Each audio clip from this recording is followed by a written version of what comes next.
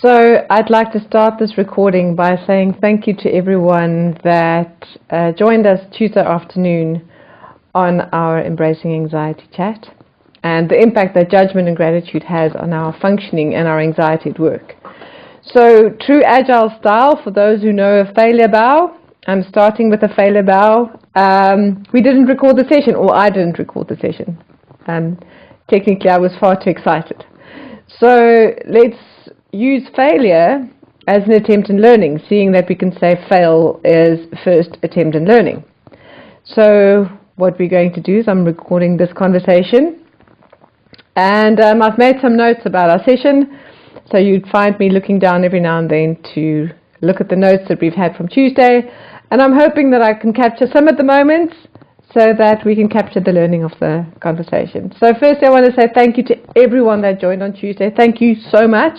If I was a dog, my tail would wag. It was just exciting. It was so amazing to have people asking questions during the session, so thank you so, so much. So where does this work come from? I started the how to function at work and how to embrace change and how to embrace anxiety when I was diagnosed with cancer in 2008, and I was pregnant at the time. So the control freak in me started designing a model. How do I deal with this? How do I not be anxious all the time? And then we fast forward 2 years, and I fell pregnant again, and again my daughter was born premature, just like her brother. My son was born at 27 weeks, and my daughter was born at 32 weeks. And I'm very, very happy to say that I've been cancer-free for 6 years. So just to close that chapter. So I had to go back to the world of work, and not just the world of work. I started managing mergers, and we wanted to do it in an agile way. And I had to find a way to start dealing with what was coming my way. The anxiety of uncertainty, the constant change, the expectation to deal with change in a mature, easy, unaffected way, and I've learned that that is actually just not possible. So we're going to cover two topics today. The one is judgment and how it limits our thinking, and how gratitude is actually the alchemy of judgment. This material is covered in the book called Embracing Anxiety, Coming Back with Hope. And this is also two snippets out of the material that we are going to address in the workshop in September in London. So I'm hoping that this gives you some information to be excited to join us. So let's start with judgment. The challenge with judgment is that when we judge anything, any situation, anyone, we can't see past our judgment. When we judge, that's all we see. So the challenge with that is, what is it that we judge? So how do we start observing our own judgment? So in the webinar, I asked people to just take 10 or 20 seconds to think what comes up for you when you hear the word judgment. What is it that comes up for you? What happens to you? What happens in your body? And while you're thinking, I'd like to tell you what came up at our webinar. We had things like judgment came up was being wrong, fear of failure, fear of getting it wrong, fear of being perceived as incompetent, anger, fear. And isn't it interesting that when judgment is involved, we're sitting with a scenario that something or someone must be wrong. And then, the question was asked is, how can we even suspend our judgment? Is that possible?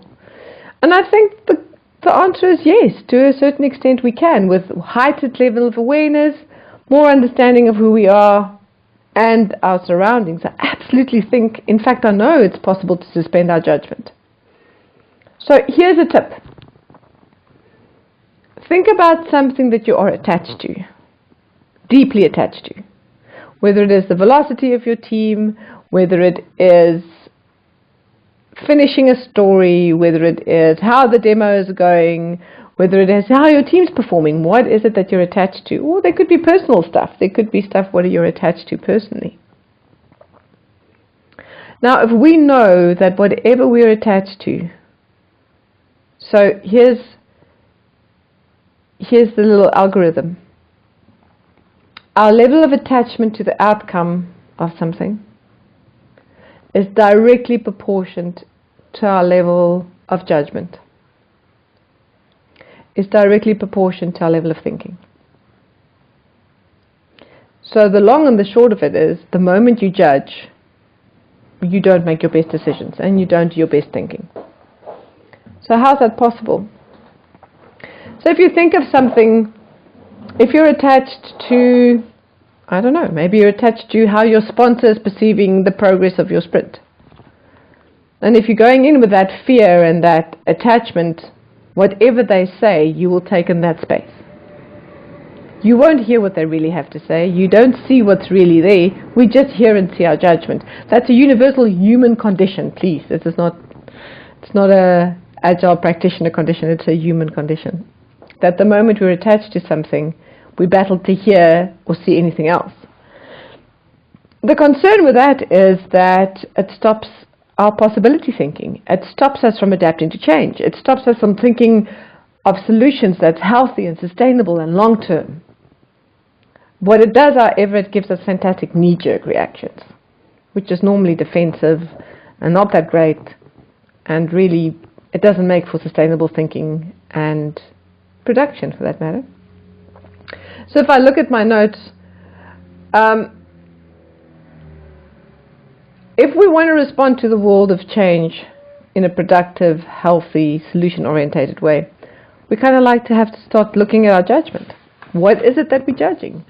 I always smile when I have to work with architects, and the passionate architects specifically, that are so attached to their solutions and the technology that they bring and what was chosen. And they battle to see past that because they're attached to it.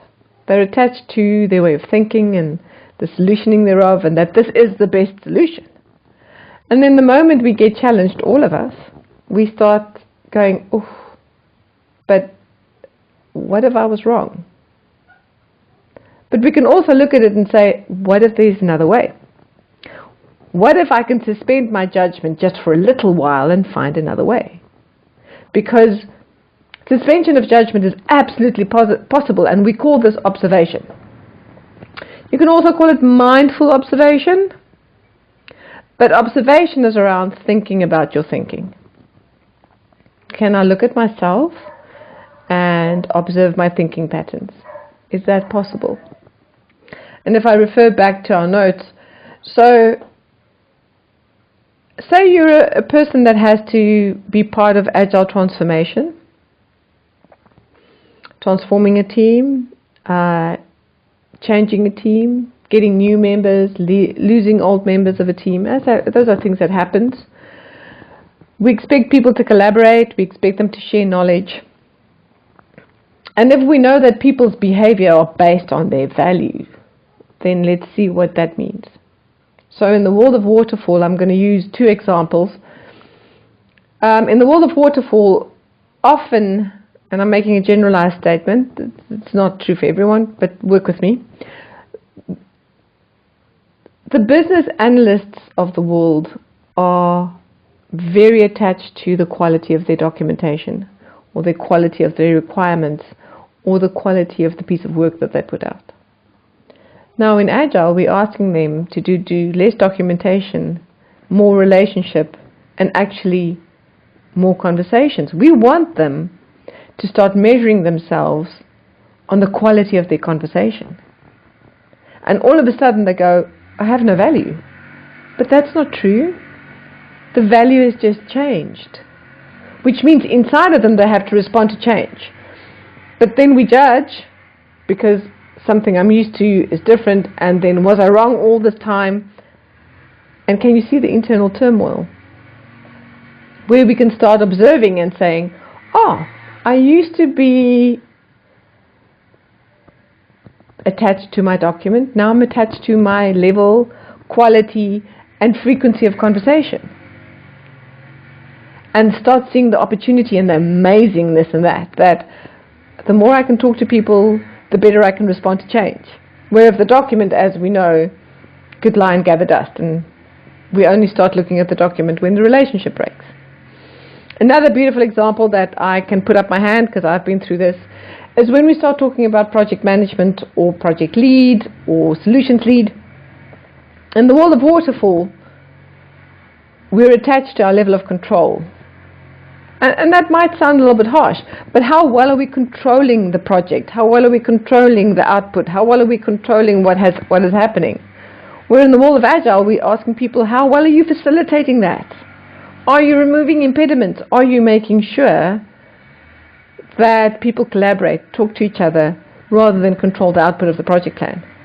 Can you see how that change causes an anxiety because we judge how we used to be versus how we are? And then we forget that both of them actually adds an amazing amount of value. So a helpful tip is to really start observing our thinking. Because if we can observe the way we think, we can change it. In our conversation, we had a question of what about self-awareness? And it was such a insightful question, because the more self-aware we are, the more aware we are of other people's behavior. You can only change something if you're aware of it. If you don't know about it, you can't change it. So we're sitting with this thing about, once I can see it, I can choose to change it, and I can choose how. Having said that, the moment we're afraid, we can't think. So I'm going to take you through a scenario that, have you ever been in a stand-up or in a demo or in a retro for that matter, and someone asks you a question and you go blank? Or you go, oh, and I kind of like have this answer, but I can't access the information.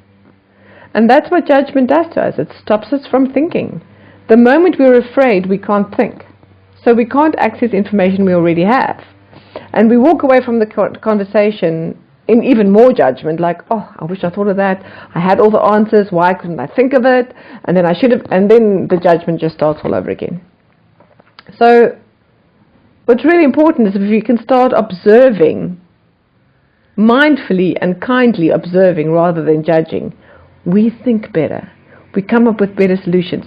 We have far better orientation of how can we inspect and adapt rather than judge and fix. Which brings me to the alchemy of judgment, which is gratitude. So how did I get to gratitude? Sometimes people say to me, gratitude's very airy-fairy, but really, I'm going to give you a little bit of theory on gratitude. So it works like this. People with cancer that is grateful has a 75% survival rate higher than people that are not. The fact that you are grateful helps you survive. Not just survive, in fact, live. So I'd like to just make sure that we've got the same concept here. Gratitude does not mean relief. Relief is the absence of something. I'm so relieved that it didn't happen. I'm so relieved that I passed, or I'm so relieved that we actually got that in time. That's not gratitude. Gratitude is, I am grateful that my team is sticking together even if it's a tough sprint.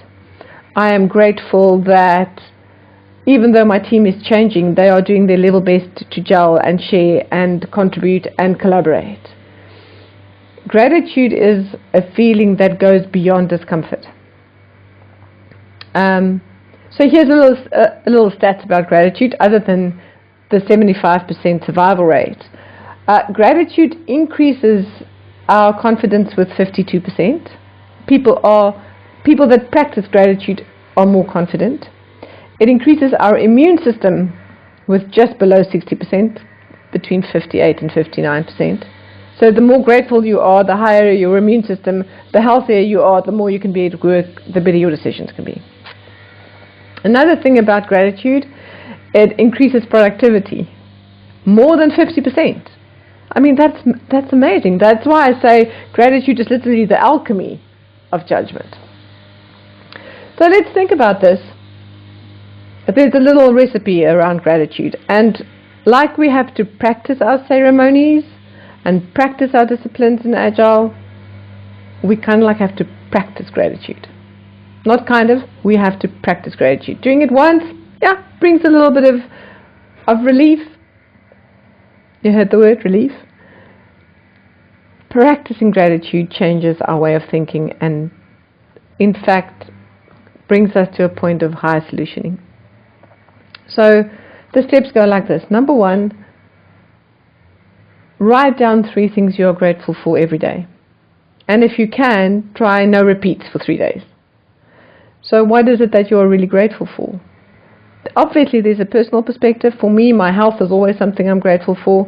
So I have to choose 3 other things because I repeat health every day. But could it be that you're grateful for the type of team that you're working with? Could it be that you're grateful for the type of technology you're working with? Could it be that you're grateful for the fact that you work in a company that is aligned with your values? So step 1 is identifying things that you're grateful for. Step 2, in my opinion, is worth absolute gold. Step 2 says, want what you have.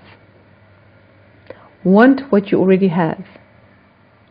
You see, from a mental and neurological perspective, what that does, it takes the focus away from what is it that we don't have to what it is that we do have.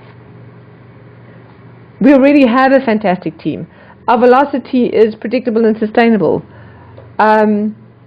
I already have a team that supports me. I have a Scrum Master or an Agile lead that removes my impediment. What is it that in my life I want that's already there? And immediately that changes the chemicals in our brain, because we start seeing what's there. It reduces our judgment, and we become more productive and confident. The last thing about gratitude is to share it. We have a set of neurological structures that runs here. We call them mirror neurons. What does that mean? It means we mirror the state of the person in front of us. So you could sit and be in a meeting, and you would walk away after an hour and think, I am so tired, I am so drained, and it's 9 o'clock in the morning and I have a whole day ahead of me.